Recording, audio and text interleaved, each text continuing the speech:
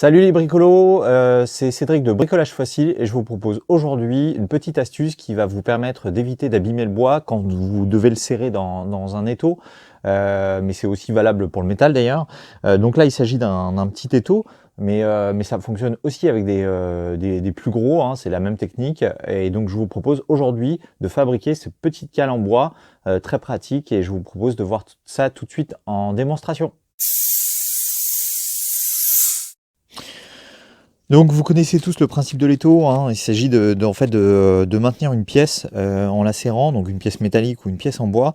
Donc ça permet de la maintenir et de pouvoir travailler dessus pendant le perçage ou même le ponçage. C'est assez facile et assez pratique, hein. C'est une troisième main, pardon.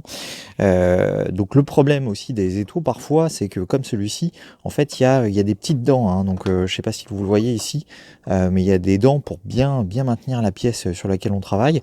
Et ces dents, si on serre un peu trop, que ça soit sur le métal ou sur le bois, et ben, ces dents en fait vont être imprimées par l'étau. Surtout le bois comme ça, c'est assez meuble. Donc pour éviter ça, éviter d'abîmer par exemple les tiges filetées aussi, hein. Donc j'ai décidé de fabriquer des petites cales comme ça en bois. Et donc c'est ces cales en fait qui vont prendre en fait l'empreinte de l'étau, mais du coup elles vont protéger en fait, elles vont protéger le bois ou le métal des dents, et comme ça elles vont compenser en fait elles vont compenser l'effort sur le support. Donc vous voyez par exemple là, si je serre, je peux serrer vraiment très fort. Donc c'est les cales qui vont maintenir, hein, par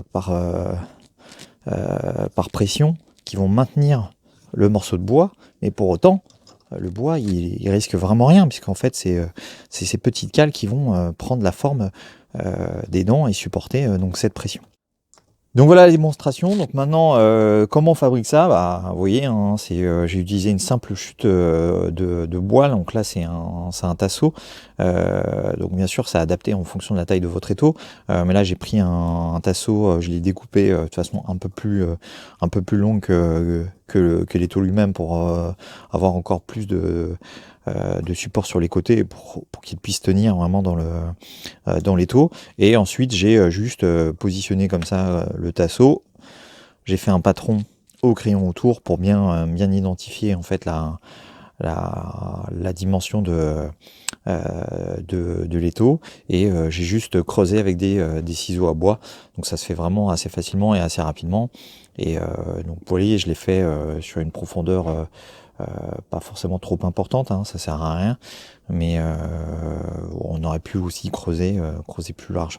Mais ce qui est important aussi, c'est d'essayer d'être le plus proche possible de la dimension du étau pour garder une certaine tenue, pour éviter comme là qu'il tombe et que ce soit pénible d'utiliser.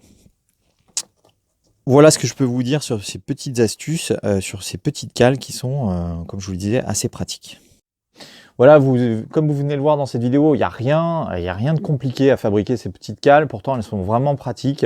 Donc, c'est quelque chose que je voulais partager avec vous et que j'utilise assez souvent quand il s'agit de bien maintenir en fait des pièces en bois ou même des pièces métalliques dans cet étau. Voilà, donc comme d'habitude, si cette vidéo pardon, vous a plu, n'hésitez pas à me soutenir et à vous abonner à ma chaîne. Dans tous les cas, je vous dis à très bientôt pour de nouvelles astuces.